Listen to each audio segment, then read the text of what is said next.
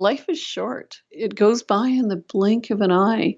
So why spend it sitting watching life go by? Why not grab life and pull it toward you and just savor every moment? This podcast encourages and empowers you to create your own unique real story, develop your own unique real statement, and discover your own unique real self. The power is yours. Good afternoon, Teresa de Grosbois. Previously, episode 643 of the 12-Minute Convos podcast. It's been just 2 years, 10 months, 23 days, 23 hours, and 45 minutes since we last recorded our conversation.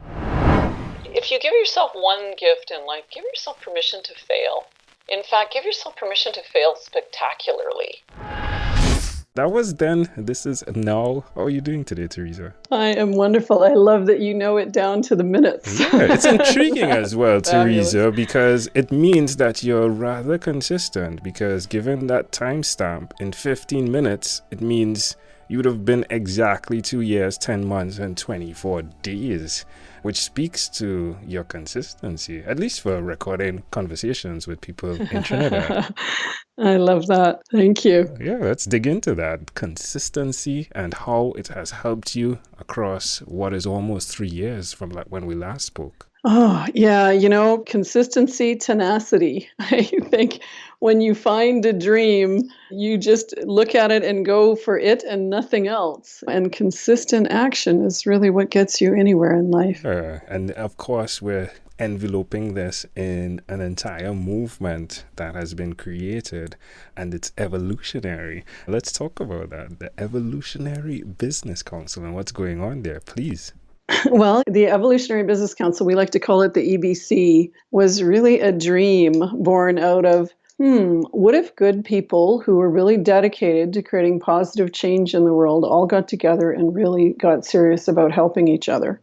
So it's pretty cool what's been happening in the last 10 years, even the last 2 years since we last spoke. The members themselves run the organization, and it's all about really each of us individually becoming a force for a conscious, sustainable world. And it's amazing what's happening. Like, I've had some conversations. I've also gotten to meet some of the people on the EBC face to face to check the credibility, right, if you would, of these individuals. And they've all been tremendous supporters, tremendous givers, tremendous investors through the purpose, I believe, of connecting others, great people with great people. How do you foster that? Well, it starts with the belief that you can't make yourself influential, right? Your show is such a great example of that. You give influence to so many people. Now there's people all over the world that love you, right? Influence is something that the more you give it to other people, the more it comes back to you. It's one of the most fascinating currencies on the planet because the more you spend it, the more you get. Mass influence, something you wrote about, right? Yeah. Way back when. Tell us a bit more as to how that has evolved and your writing. Yeah, one of the reasons I wrote my book, Mass Influence, was because I saw so many good people out there, everyday heroes, people that were really wanting to create change, that really just didn't understand how influence works and how easy influence is. I love to compare influence to breathing because there was a time in our lives when we thought breathing was hard, right? We came out of that beautiful warm womb, some idiot whacked us on the back, we cried for a minute, and then by and large, we mastered the skill of breathing, and we never really thought of breathing as hard after that. Nobody walks through their day saying, oh my God, I got to breathe 24/7. Where am I going to find the time? It just becomes how we live, And the fascinating thing about influence is it's a lot like that. Once people understand how influence works, you don't walk through your day saying, oh my God, where am I going to find time to do all these skills that influential people do? It simply becomes the way you move through your day, and your life and your mission and your vision start to shift around you because you've changed your paradigm on that. What's really beautiful is to see the way you show up, whether who is needing your services. And that is, of course, within the subset of the boundaries that you've set because of your maturity, right? It's still amazing to me. And case in point, it feels as though your voice is probably going through a bit of soreness, if my ears Yeah. aren't mistaken. But yet you're here. No, I apologize for that. I'm just No. on the backside of recovering from a cold, And so you're my voice. apologizing, right? Yeah. It's so fascinating to see you walk the talk. How important is it for us to selflessly give unto others as we go through this process of life? Well, you know what? I like to think of it as selfishly giving to others. Because when you really understand how energy works, happiness really comes from being a contribution to other people. It was actually Aristotle that first talked about the different types of happiness. He talked about hedonistic happiness, which is an appropriate form of happiness that comes from those everyday little pleasures, right? The nice latte or the watching a hummingbird fly by. But with hedonistic pleasures, the minute the experience is gone, the happiness is gone. Whereas Aristotle also talked about eudaimonia and eudaimonistic pleasures. And that's the happiness that comes from knowing you are a deep contribution to your family, to your community, or to the world at large. And eudaimonistic happiness is the kind of long-term happiness that just settles into your bones, where you know you have a good life, you know you're prosperous, you know you're loved, you know you love. And so actually giving to others is one of the most selfish things you can do, because when you become a generous person who really helps others walk their path, help others live their fullest life, then your own happiness goes up exponentially. Isn't that a beautiful, amazing irony in the world?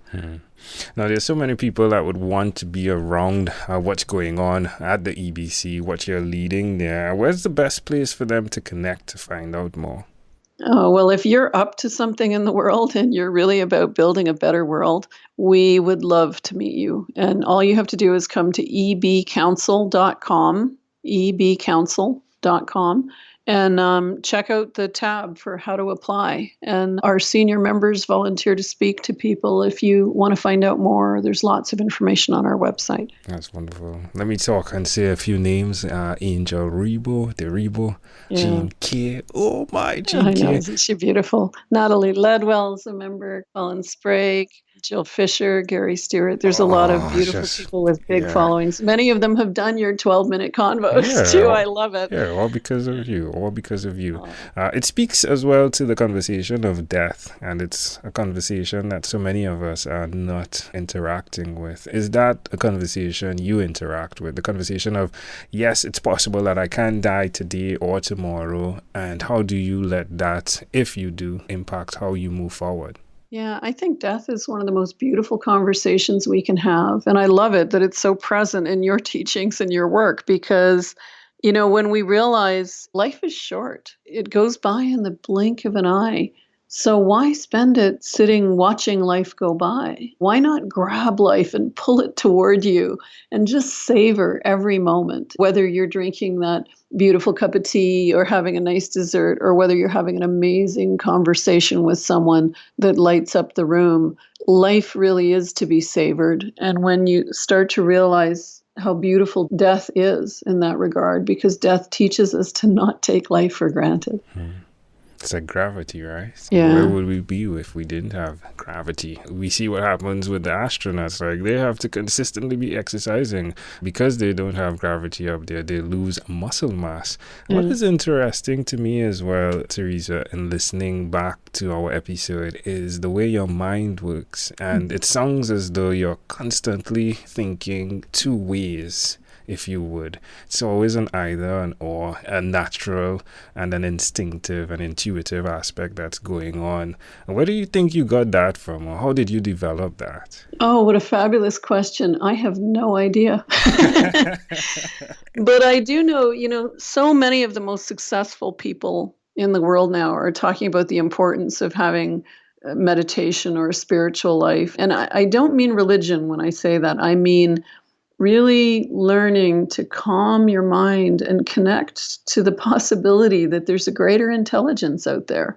And I really think some of our deepest brilliance comes from surrendering to our higher knowing, our higher intuition, which is really just code word for connecting with that universal intelligence that just flows through the air we breathe. Some people call that God, the Holy Spirit. Some people just call that intuition. I don't think it really matters what you call it, but when you start connecting in with it, it's amazing the depth of conversation and the depth of action that can come out of that. You once worked in the oil industry, and I find the metaphor such a beautiful one, where you're drilling and the entire process that goes into getting what's deep inside and then using that to power so much of the world. What would you say is that inner oil of Teresa de Grosbois? I love that. I am driven by belief and vision. I think it is possible to vision a better world that we want to leave behind for our great-grandchildren and our great-great-grandchildren, and run like hell toward that vision. I do believe, there's a lot of people that talk about how much that's wrong in the world, but there's an awful lot that's right in the world. And when we just focus on the expansion of what's right, eventually what's wrong simply gets crowded out. There's been a lot of amazing evolution of how our planet operates, and that evolution is continuing. We just have to shine a light on it. I love that. Teresa, again, this has been such a pleasure I treasure. In closing, is there anything else you'd like to share with our amazing audience? Thank you so much for your work. And I really don't want it to be 2 years before we chat again. Let's make it 6 months this time. Yes, I really, agree. thank you for the work you do. It's just a beautiful way to shine a light on good things that are happening in the world. I appreciate that. I appreciate you, Teresa. Again, a great pleasure. Thank you for being on What is Inspired by 12-Minute Convos with Angel Jones. This podcast is produced by Pod Edits. Visit podedits.com for professional podcast publishing.